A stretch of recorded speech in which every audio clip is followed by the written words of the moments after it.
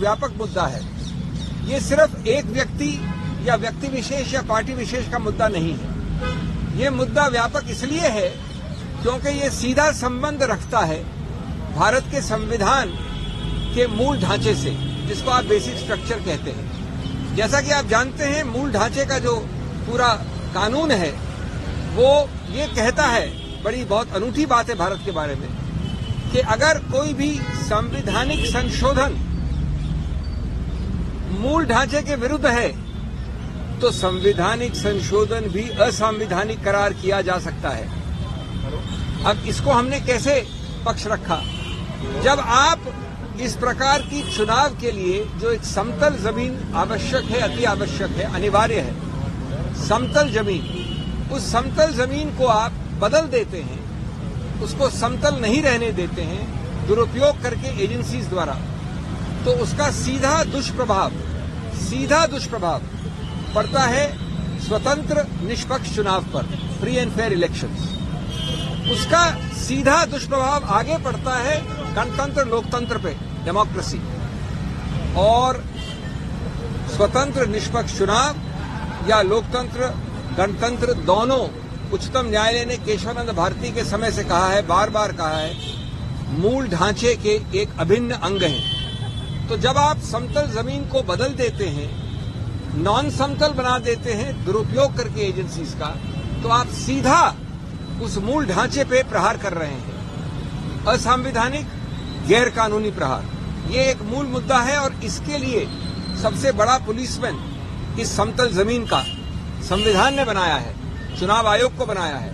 सिर्फ कोई स्टैट्यूटरी गठित संस्था नहीं है, ये संवैधानिक संस्था है। तो हमने उनको उनके उत्तरदायित्व की याद दिलाई और कहा कि आप बेझिझक होकर इस मामले में हस्तक्षेप करें।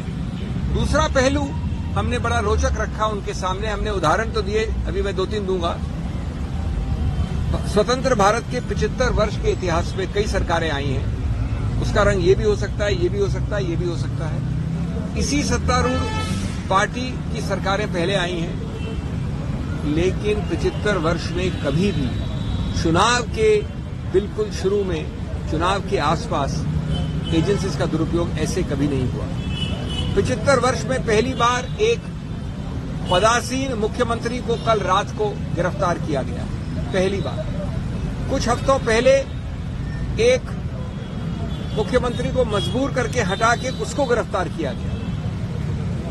विपक्ष की बहुत बड़ी पार्टी, 125 साल से ज्यादा पुरानी पार्टी कांग्रेस के 94, 95, 96 के अकाउंट्स के विषय में 150 करोड़ से ज्यादा फ्रीज हुआ है। हमारे माननीय कांग्रेस अध्यक्ष, पूर्व कांग्रेस अध्यक्ष, सबने अभी आपके समक्ष 2 दिन पहले इस पर प्रेस कॉन्फ्रेंस भी की है।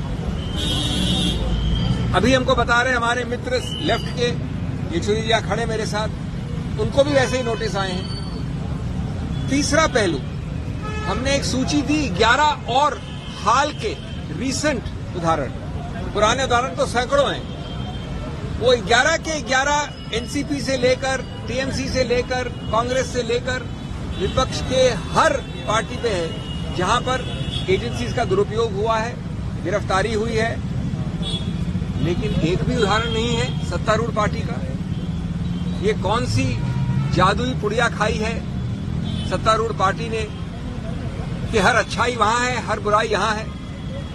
या सिर्फ बुराई दिखती यहां पर है? अगर बुराई वहां है तो दिखती नहीं है। वॉशिंग मशीन का तो उदाहरण आपने बहुत सुन लिया है। लेकिन ये समतल जमीन की मूल ढांचे को प्रहार करता है। हमने 11 लिखित और उसके अलावा 14 उदाहरण दिए हैं अभी अभी चुनाव आयोग को। तीसरा पक्ष ये है कि अगर कुछ गलती भी हुई है तो आपने कहीं ये नहीं दिखाया कि अभी इसी वक्त एजेंसीज की रेड आवश्यक है, अभी इसी वक्त इनकी गिरफ्तारी आवश्यक है। अरे भाई, अगर कोई नोटिस या कोई कार्रवाई 2023 से चल रही है तो आप 2 महीने और नहीं रुक सकते? आपको जो कार्रवाई करनी है आप करिए। लेकिन ये क्या कि आप चुनाव के पहले वोट पड़ने से पहले ही चुनाव जीत जाना चाहते हैं? आप पहला वोट पड़ा नहीं, उसके पहले जीत जाना चाहते हैं आप? कानूनी तरीके से नहीं, गणतांत्रिक तरीके से नहीं।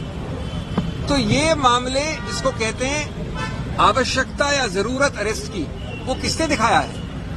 मेरे पास अधिकार क्षेत्र है तो मैं अरेस्ट कर लूं। चौथा, हमने बताया कि आपके जो कई सारे सर्कुलर हैं चुनाव आयोग के, उसमें भी ये वंचित है। हमारे कॉलीग्स ने ये मांग की कि अगर चुनाव आयोग डीजीपी बदल सकता है, होम सेक्रेटरी बदल सकता है, किसी को बदल सकता है, तो ये एजेंसीज किस प्रकार की कोई एक विशेष एग्जेम्पशन एंजॉय करती है। इन एजेंसीज पे नियंत्रण क्यों नहीं करता चुनाव आयोग? इन एजेंसीज के नियुक्तियां कम से कम इन 4 महीने के लिए क्यों नहीं होती चुनाव आयोग द्वारा? ये भी पुलिस एजेंसी है एक प्रकार से, ये भी सत्तारूढ़ पार्टी के उपयोग या दुरुपयोग के लिए है। तो इसलिए ये मुद्दे बहुत ही मूल मुद्दे हैं और हम ये कहेंगे कि हर प्रकार का अनड्यू इन्फ्लुएंस का आपका कानून है, सर्कुलर है, आप उसको सिर्फ शब्द नहीं रखिए, आप उसका इस्तेमाल करिए। नहीं तो ये चुनाव आयोग एक सिर्फ एक सजाने के लिए कोई संस्था नहीं होनी चाहिए। ये हमारा पुलिसमैन है गणतंत्र के लिए। बाकी कई मुद्दे हमारे इसमें हैं, आपको मिलेंगे सर। मैं बहुत संक्षिप्त में अंग्रेजी में बोलूं अपनी अनुमति के साथ। I will be very brief because you know the gist of it. For our friends from the English media, just 1 minute, just half a minute.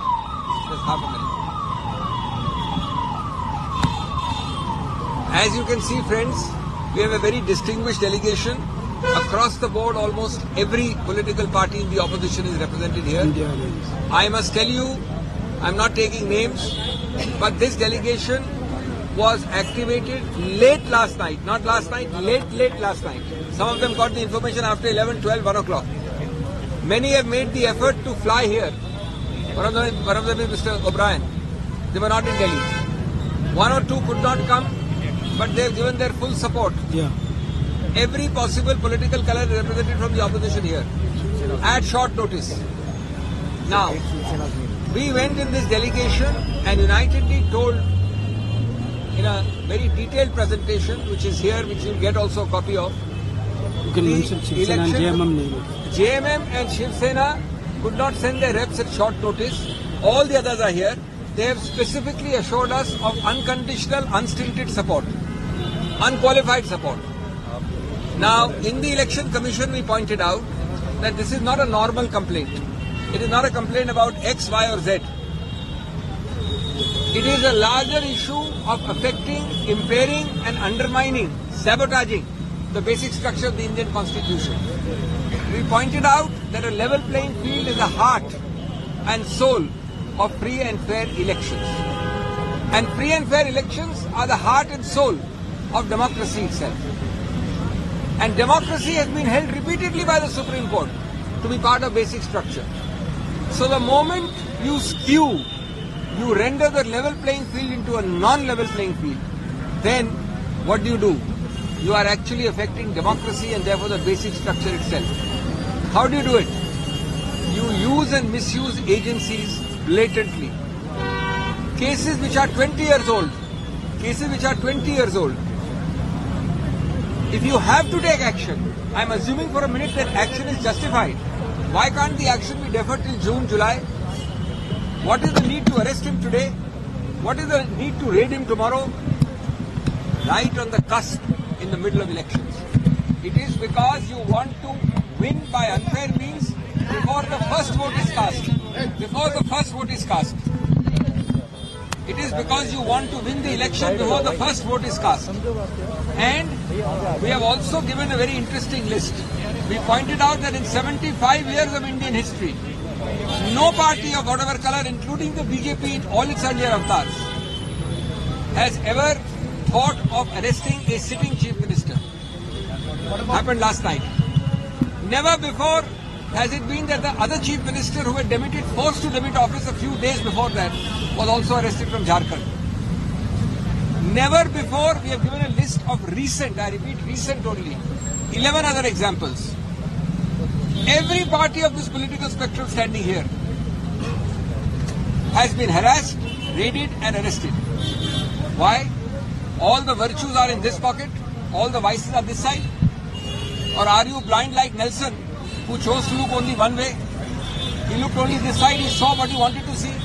He never saw the vices of this side. Not a single person of the ruling party is affected. How is that a level playing field? We asked this question of the mega policeman and custodian of our democracy, the Election Commission. We told them that you have constitutional powers. If you can appoint DGPs, if you can appoint heads of police, you can change home secretaries. You've done it just now, 1 week ago. Then why can't you control the appointments to the ED, the CBI and the IT during at least the period which is known as commonly the hot period or the MCC period? There is absolutely no exemption. They are also statutory agencies. They are also executive agencies. The EC should not hesitate. We are making it very clear. We have also cited circulars of the EC. We have cited the Representation of People's Act. Undue influence, you cannot allow to be used. You cannot allow agencies to act in a neutral, non-discriminatory fashion, and so on and so forth. I will not take more time. I will only end by saying, that when you look at our 14 examples, which are very recent, I told the Election Commission respectfully that you all remember the James Bond film. The James Bond film says when it happens the first time, it is happenstance, that is chance. When it happens the second time, you can call it coincidence. When it happens the third time, it is enemy action. Recent 14 examples. I think this country must introspect, the EC must take immediate action so that words are not words but have concrete actions built into it.